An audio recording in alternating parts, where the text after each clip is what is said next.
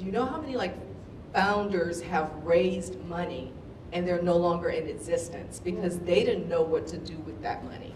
I literally tell you, these chairs that you guys are sitting on, that was my office. I had one of these chairs in a box and my laptop. That's how I started my company in my house. So, and I'm a regular person just like everybody out here, but I just grind, you know what I'm saying, and utilize my network, leverage different relationships, and that's what helped me get to where we're at today.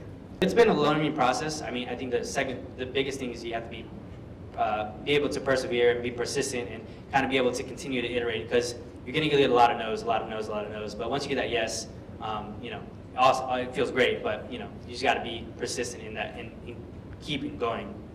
But it was very informative to know what business are we really building.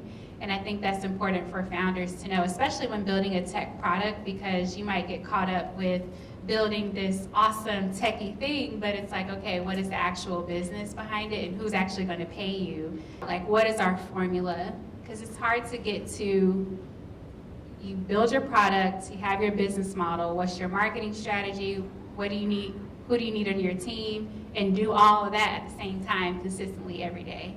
So that's the part that takes a while to ramp up, but then once you hit it, you have to just figure out how to sustain it as well. It's all about leveraging who you are and telling your story. Like, storytelling is one of the most critical things that can be a driving factor. It was a driving factor of marketing and press for us.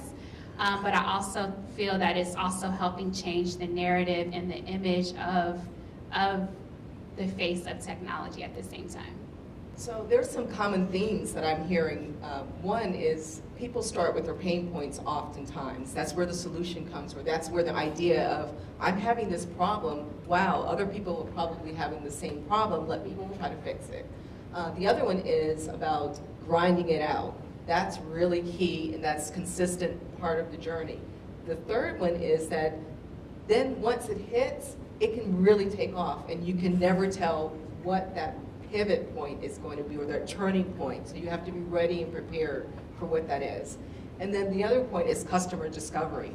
I think one of the big mistakes people make is that they don't spend enough time on customer discovery. They don't spend enough time finding out why people are buying what they're buying.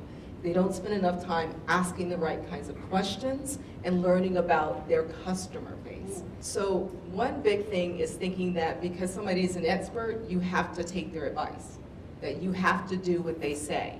We tell our founders that this is your journey. You are the CEO. Do like you would do with most advice. Listen to it, evaluate it, and then decide whether or not it fits for you or not. Do not feel compelled to do it just because this serial entrepreneur had a great exit and it worked for them. That does not mean it's going to work for you. So you have to always be in the place of consideration and evaluation from your own point of view, and realize it's not going to be one size fits all. And you've got to bring your own talents and your own perspectives and your own network and your own context to all of that, and your own judgment, and decide, is this worth it for me? And when it comes down to it, you will feel better about that decision, whether it's right or wrong, but you will feel better about it because you will own it as your own.